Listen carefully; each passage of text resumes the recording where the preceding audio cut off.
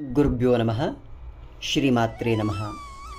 ಕಾಳಿ ತಾರಾ ಮಹಾವಿದ್ಯಾ ಷೋಡಶಿ ಭುವನೇಶ್ವರಿ ಭೈರವಿ ಚಿನ್ನಮಸ್ತಾ ಚ ವಿದ್ಯಾ ಧೂಮಾವತಿ ತಥಾ ಬಗಲಾ ಸಿದ್ಧವಿದ್ಯಾ ಚ ಮಾತಂಗಿ ಕಮಲಾತ್ಮಿಕಾ ಏತಾದಶಮಹಾವಿದ್ಯಾ ಸಿದ್ಧವಿದ್ಯಾಃ. ಹೀಗೆ 10 ದಶಮಹಾವಿದ್ಯೆಗಳನ್ನು ಆ ಜಗನ್ಮಾತೆ ಲಲಿತಾ ಮಹಾತ್ರಿಪುರ ಸುಂದರಿ ಈ ಪ್ರಕೃತಿಯನ್ನು ನಿರ್ವಹಣೆ ಮಾಡೋದಕ್ಕೋಸ್ಕರ ತನ್ನದೇ ಅಂಶವನ್ನು ಹಲವಾರು ಕಾರ್ಯಗಳಲ್ಲಿ ಅಥವಾ ವಿದ್ಯೆಗಳನ್ನಾಗಿ ಪ್ರತಿನಿಧಿಯನ್ನಾಗಿ ಮಾಡಿದ್ದಾಳೆ. ಮಹಾಕಾಳಿ, ಆ ಕಾಳಿಯ ತತ್ವವೇ ಗಾಢಾಂಧಕಾರ.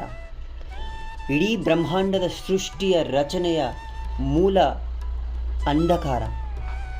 ಇಡೀ ಬ್ರಹ್ಮಾಂಡ ಏನಿದೆಯೋ, ಈಗ ಏನನ್ನು ಕಾಣಿಸ್ತಿದೆಯೋ ಅದೆಲ್ಲದಕ್ಕಿಂತ ಹೆಚ್ಚಿಗೆ ಇರೋದೇ ಅಂಧಕಾರ. ಬೆಳಕು ತೀರಾ ಕಡಿಮೆ.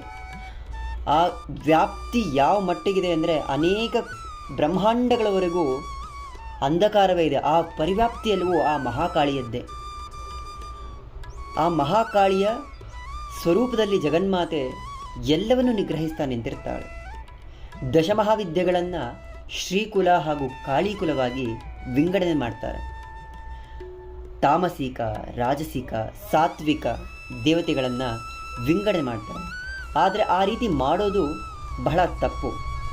ಯಾಕಂದರೆ ಆ 10 ರೂಪಗಳು ಕೂಡ ಜಗನ್ಮಾತೆ ಲಲಿತಾ ಮಹಾತ್ರಿಪುರ ಸುಂದರಿಯ ಸ್ವರೂಪವೇ. ಶ್ರೀಕುಲದಲ್ಲಿ ಮಹಾತ್ರಿಪುರ ಸುಂದರಿ, ಭುವನೇಶ್ವರಿ, ತ್ರಿಪುರ ಭೈರವಿ, ಮಾತಂಗಿ, ಕಮಲಾತ್ಮಿಕಾ.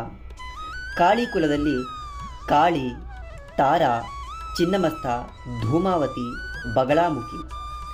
ಸಾತ್ವಿಕ ಆರಾಧನೆಯನ್ನು ಶ್ರೀಕುಲದಲ್ಲಿ ನೋಡಿದ್ರೆ ತಾಮಸಿಕ ಆರಾಧನೆಯನ್ನು ಕಾಳಿಕುಲದಲ್ಲಿ ನೋಡ್ತೇವೆ. ಎರಡೂ ಕೂಡ ಭಕ್ತಿಯ ಪರಾಕಾಷ್ಠೆಯೇ. ಇಡೀ ಬ್ರಹ್ಮಾಂಡದ ಜೀವಚೇತನದ ಅಂತಿಮ ಪ್ರಜ್ಞಾಸ್ಥಿತಿಯನ್ನು ತಲುಪೋದಕ್ಕಿರುವಂತಹ ಮಾರ್ಗಗಳದು. ಆ ಮಾರ್ಗವನ್ನು ಸುಲಲಿತವಾಗಿ ಮಾಡೋದಕ್ಕೆ ಹಲವಾರು ಸಂಪ್ರದಾಯಗಳು ಹಲವಾರು ರೀತಿಯಲ್ಲಿ ಪೂಜೆಯನ್ನು ಮಾಡ್ತಾರೆ.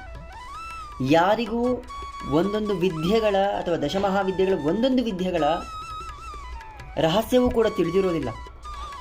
ಗುರುಪರಂಪರೆಗಳಲ್ಲಿ ಅವರಿಗೆ ಏನು ಸಿಕ್ಕ ಮಾಹಿತಿ ಇದೆಯೋ ಅದನ್ನೇ ಅವರು ಮುಂದುವರಿಸ್ಕೊಂಡು ಹೋಗ್ತಾರೋ ಹೊರತು ಆ ಪರಿಪೂರ್ಣ ಜ್ಞಾನವನ್ನು ತಿಳ್ಕೊಳ್ಬೇಕು ಅಂದರೆ ಮತ್ತೆ ಕೊನೆಗೆ ಬರಬೇಕಾಗಿರೋದು ಶ್ರೀವಿದ್ಯೆಗೆ. ಶ್ರೀವಿದ್ಯೆಯಲ್ಲಿ ದಶಮಹಾವಿದ್ಯೆಗಳು ಬಂದರೂ ಆದರೆ ಜಗನ್ಮಾತೆಯನ್ನು ಆ ದಶಮಹಾವಿದ್ಯೆಗಳಿಗೂ ಅಧಿಷ್ಠಾತ್ರಿ ದೇವತೆಯನ್ನಾಗಿ ನೋಡ್ತೇವೆ. ಯಾಕೆ?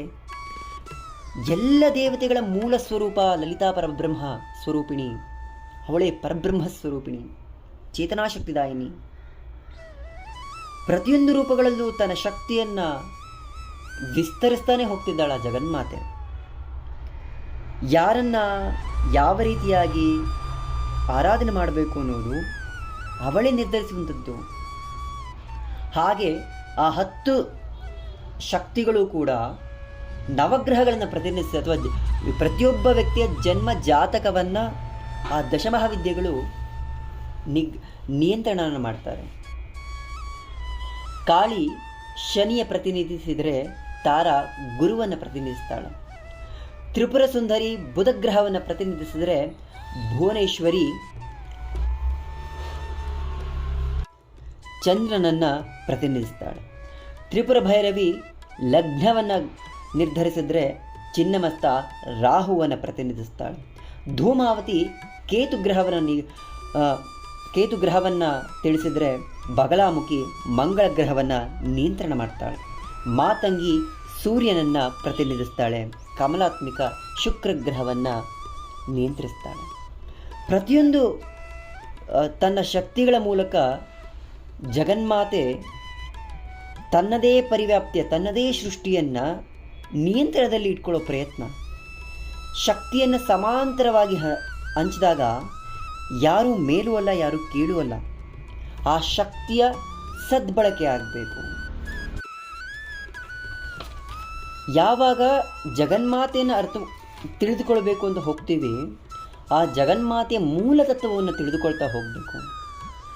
ಯಾವ ವ್ಯಕ್ತಿ ತಾಮಸಿಕವಾಗಿ ಜಗನ್ಮಾತೆಯನ್ನು ಆರಾಧನೆ ಮಾಡೋಕ್ಕೆ ಇಷ್ಟಪಡ್ತಾನೆ, ಅಥವಾ ರಾಜಸಿಕವಾಗಿ ಆರಾಧನೆ ಮಾಡಲಿಕ್ಕೆ ಇಷ್ಟಪಡ್ತಾನೆ, ಅಥವಾ ಸಾತ್ವಿಕವಾಗಿ ಆರಾಧನೆಯನ್ನು ಮಾಡಲಿಕ್ಕೆ ಇಷ್ಟಪಡ್ತಾನೆ, ಆ ತಾಮಸಿಕ, ರಾಜಸಿಕ, ಸಾತ್ವಿಕ ಗುಣಗಳೇ ಆ ಜಗನ್ಮಾತೆಯ ಅಂಶಗಳು.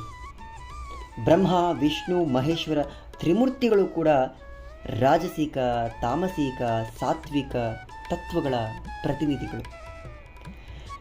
ಒಬ್ಬ ಭಕ್ತನಿಗೆ ಮಹಾಕಾಳಿಯಲ್ಲಿಯೇ ಮನಸ್ಸಿದ್ದು ಆ ಜಗನ್ಮಾತೆಯನ್ನೇ ನಾನು ಉಪಾಸನೆ ಮಾಡಬೇಕು ಅನ್ನುವಾಗ ತಾಮಸಿಕ ಶಕ್ತಿಯನ್ನು ನಿಗ್ರಹಿಸೋದಕ್ಕೆ, ಆ ತಾಮಸಿಕತ್ವವನ್ನು ನಿಯಂತ್ರಣ ಮಾಡಿಕೊಳ್ಳೋದಕ್ಕೆ ಆ ಜಗನ್ಮಾತೆಯನ್ನು ಹಾಗೆ ಪೂಜೆ ಮಾಡಬೇಕಾಗತ್ತೆ. ಸಾತ್ವಿಕವಾಗಿ ಗೃಹಸ್ಥರು ಲಲಿತಾ ಮಹಾತ್ರಿಪುರ ಸುಂದರಿಯನ್ನು ಉಪಾಸನೆ ಮಾಡಬಹುದು. ಇಲ್ಲಿ ಉಪಾಸನಾ ಪದ್ಧತಿಗಳು ಬೇರೆ ಇರಬಹುದು, ಆದರೆ ಮೂಲ ಅರ್ಥ ಒಂದೇ. ಎಲ್ಲರೂ ಕೊನೆಯಲ್ಲಿ ಏನನ್ನು ತಮ್ಮ ಅಲ್ಲಿರುವಂತಹ ಭಕ್ತಿಯನ್ನೇ ಸಮರ್ಪಣೆ ಮಾಡಬೇಕು. ತಮ್ಮನ್ನು ಹಾಗೂ ತನ್ನ ಭಕ್ತಿಯನ್ನು ಸಮರ್ಪಣೆ ಮಾಡಿದರೆ ಮಾತ್ರವೇ ಎಲ್ಲ ವಿದ್ಯೆಗಳು ಸಿಗೋದು ಸಾಧ್ಯನೇ ಹೊರತು ಭಂಡಾಚಾರಕ್ಕೆ ಸಿಗೋದೇ ಇಲ್ಲ. ಎಲ್ಲಿವರೆಗೂ ಮನಸ್ಸು ಒಂದು ಶಕ್ತಿಯಲ್ಲಿ ನಿಲ್ಲೋದಿಲ್ವೋ, ಒಂದು ತತ್ವದಲ್ಲಿ ನಿಲ್ಲೋದಿಲ್ವೋ, ಅದನ್ನು ಹಿಡಿದಿಟ್ಕೊಳ್ಳೋದು ತುಂಬ ಕಷ್ಟ. ಯಾವಾಗ ಒಂದು ಶಕ್ತಿಯಲ್ಲಿ ನಿಯಂತ್ರಣಕ್ಕೆ ಬರ್ತೀವಲ್ಲ, ಆಗ ಆ ಮೂಲ ಶಕ್ತಿಯ ಪರಿಚಯ ಆಗ್ತಾ ಹೋಗುತ್ತೆ. ಆ ಮೂಲ ಶಕ್ತಿಯೇ ಆ ಪರಬ್ರಹ್ಮ ಸ್ವರೂಪಿಣಿ ಲಲಿತಾ ಮಹಾಭಟ್ಟಾರಿಕೆ. ಅವಳ ಅನುಗ್ರಹ ಪ್ರಾಪ್ತಿಯಾದರೆ